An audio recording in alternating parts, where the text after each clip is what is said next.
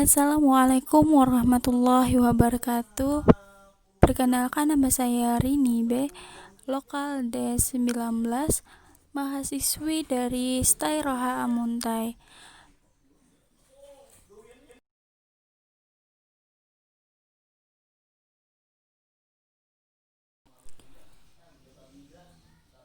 Memenuhi tugas pengembangan kurikulum PAI, yaitu pendidikan agama Islam. RPP yang saya sampaikan yang berjudul Kepengurusan Jenazah. Selamat menyimak.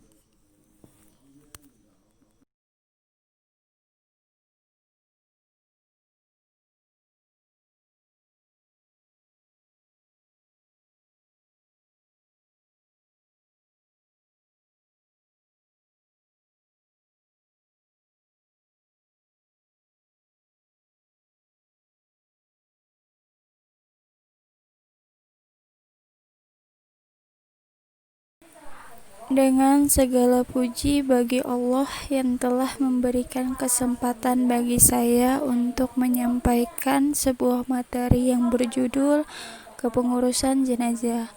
Mohon maaf jika terdapat kesalahan dalam penyampaian ataupun pemaparan yang saya sampaikan.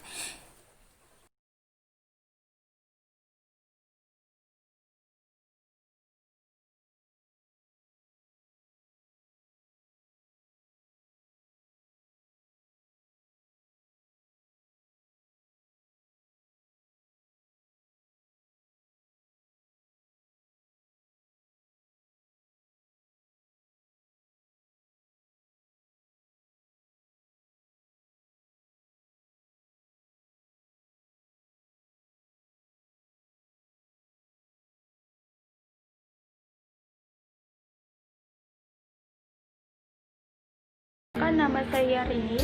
Di sini saya akan mempresentasikan sebuah RPP yang saya rancang sendiri, yaitu dengan menggunakan mata perkuliahan fikih kelas 7 MTS. Di sini terdapat, saya mengambil judul besarnya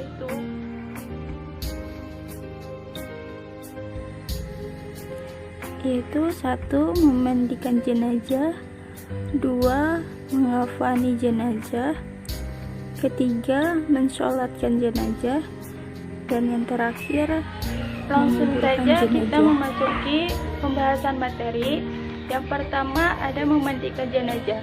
Memandikan jenazah, apa maksudnya dengan memandikan jenazah? Memandikan jenazah adalah membersihkan dan mensucikan tubuh mayat dari segala kotoran dan najis yang melekat di badannya. Jenazah laki-laki dimandikan oleh laki-laki, jenazah perempuan dimandikan oleh jenazah perempuan, kecuali suami istri atau muhrimnya. Cara memandikan jenazah. Memandikan jenazah ini terbagi ada beberapa hal lagi. Yang pertama, ambil kain penutup dan gantikan dengan kain basahan sehingga aurat utamanya tidak kelihatan. Kedua, mandikan jenazah pada tempat yang tertutup. Yang ketiga, pakailah sarung tangan dan bersihkan jenazah dari segala kotoran. Yang keempat, ganti sarung tangan yang baru, lalu bersihkan seluruh badannya dan tekan perutnya perlahan-lahan jika jenazah tidak hamil. Yang kelima, tinggikan kepala jenazah agar air tidak mengalir ke arah kepala. Yang keenam, masukkan jari tangan yang telah dibalut dengan kain basah ke mulut jenazah, gosok giginya dan bersihkan hidungnya, kemudian wudukan seperti wudu untuk sholat. Yang ketujuh, siramkan air ke tubuh yang sebelah kanan dahulu, kemudian sebelah kirinya. Yang kedelapan, mandikan jenazah dengan air sabun dan air mandinya. Yang terakhir dicampur dengan wangi-wanginya. Yang kesembilan, Perlakukan jenazah dengan lembut ketika membalikkan menusuk anggota tubuhnya. 10. Jenazah satu kali jika dapat membasuh ke seluruh tubuhnya, itulah yang wajib. Sunnah mengulanginya beberapa kali dan dibilangan ganjil. 11. Jika keluar najis dari jenazah itu setelah dimandikan dari badannya, wajib dibuang dan dimandikan kembali. Jika keluar najis setelah di atas kafan, tidak perlu untuk diulangi mandinya, tetapi cukup untuk membuang najisnya saja. Yang ke-12, keringkan tubuh jenazah setelah dimandikan dengan kain atau handuk sehingga tidak membasahi kafannya. Ke-13, selesai mandi, sebelum dikafani, berikanlah wangi-wangian yang tidak mengandung alkohol. Memberikan wangian untuk jenazah sebaiknya menggunakan kapur barus. Masuk materi yang kedua, yaitu mengafani jenazah. Yang pertama, pengertian mengafani jenazah adalah menutup atau membungkus jenazah dengan sesuai yang dapat menutupi tubuhnya walaupun hanya sehelai. Yang ke-B, ada ketentuan mengafani jenazah.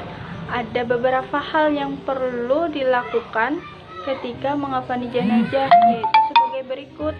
Yang pertama, bagi jenazah laki-laki dikafani dengan 3 lapis kain, sesudah 3 lapis ditambah baju dan sorban. Yang kedua, bagi jenazah perempuan 5 lapis kain. Lembar pertama berfungsi menutup seluruh badan. Lembar kedua berfungsi sebagai kerudung kepala. Yang lembaran ketiga berfungsi sebagai baju kurung. Lembaran keempat berfungsi untuk menutup pinggang hingga kaki. Lembaran kelima berfungsi untuk menutupi pinggul dan paha. Yang ketiga, kain kafan dianjurkan berwarna putih. Dan 4, diberikan wangi-wangian. Dan kelima, mengafani jenazah dilarang serba berlebihan atau meniru orang kafir. Materi yang ketiga yaitu mensolatkan jenazah. Mensolatkan jenazah yang terbagi menjadi 2. Yang pertama, syarat jenazah. Yang kedua yaitu rukun sholat jenazah. Di sini kita memasuki materi terakhir, yaitu tata cara menguburkan jenazah.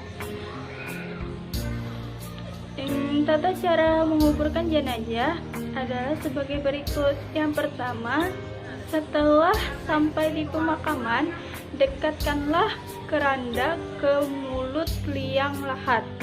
Yang kedua, buka tali yang mengikat tikar kalau dilapisi tikar. Yang ketiga, masukkan jenazah ke liang lahat.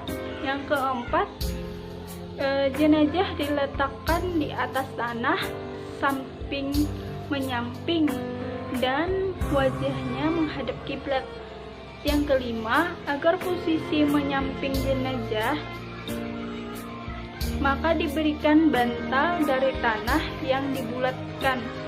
Yang keenam, buka tali-tali yang mengikat pada jenazah, wajah dibuka, tidak lagi terhalang kain kafan, lalu wajahnya diciumkan ke tanah, jari-jari kaki juga dibuka, tidak terhalang kain kafan, dan disentuhkan ke tanah juga. Yang ketujuh, jenazah ditutup dengan kayu atau papan penutup. Yang kedelapan, baiklah, di sini kita memasuki materi yang ketiga, yaitu mensolatkan jenazah. Mensolatkan jenazah ada terbagi menjadi dua. Ada salah syarat memandikan. Baiklah, di sini kita memasuki materi terakhir, yaitu tata cara menguburkan jenazah. Tata cara menguburkan jenazah adalah sebagai berikut. Yang pertama, setelah sampai di pemakaman, dekatkanlah keranda ke mulut liang lahat. Yang kedua, buka tali yang mengikat tikar kalau dilapisi tikar. Yang ketiga, masukkan jenazah ke liang lahat. Yang keempat, jenazah diletakkan di atas tanah samping menyamping dan wajahnya menghadap kiblat. Yang kelima, agar posisi menyamping jenazah, maka diberikan bantal dari tanah yang dibulatkan. Yang keenam, buka tali-tali yang mengikat pada jenazah, wajah dibuka, tidak lagi terhalang kain kafan, lalu wajahnya diciumkan ke tanah, jari-jari kaki juga dibuka, tidak terhalang kain kafan, dan disentuhkan ke tanah juga. Yang ketujuh, jenazah ditutup dengan kayu atau papan penutup. Demikianlah presentasi dari saya, semoga bermanfaat untuk kalian semua. Salah hilaf mohon dimaafkan. Akhir kata, wallahu wafiq ila aqwamit thariq. Wassalamualaikum warahmatullahi wabarakatuh. Simak beberapa penjelasan betapa pentingnya menjaga kesehatan, terutama masalah sekarang virus corona.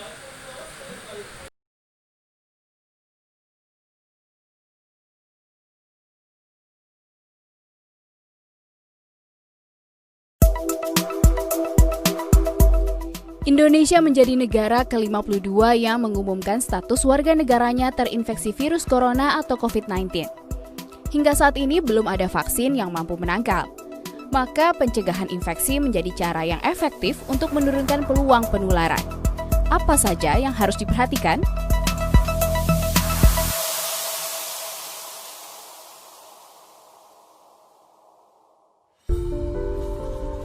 Kenapa harus mencuci tangan secara teratur? Virus penyebab COVID-19 bisa hidup di permukaan benda tanpa inang hingga berjam-jam. Mencuci tangan hingga bersih menggunakan sabun atau cairan pembersih dapat membuat virus mati dan mencegah penyebaran.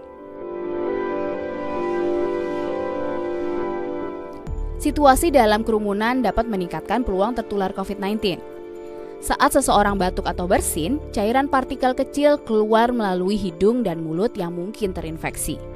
Jika terlalu dekat, virus berpotensi terhirup melalui udara. Setidaknya, jaga jarak hingga 2 meter. Kemudian, hindari menyentuh area wajah. Tangan menyentuh banyak permukaan sehingga memungkinkan virus menempel. Jika tangan yang terkontaminasi menyentuh mata, hidung, atau mulut, atau yang mempunyai kelenjar, potensi terinfeksi virus COVID-19 semakin besar.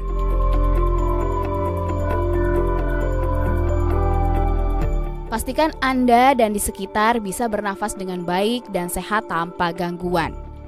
Termasuk menutup hidung dan mulut saat bersin atau batuk dengan menggunakan tisu atau masker, atau bisa menggunakan bagian dalam siku. Jika merasa tidak sehat, gunakan masker agar tidak menulari orang lain di sekitar Anda. Jangan lupa ganti masker secara berkala.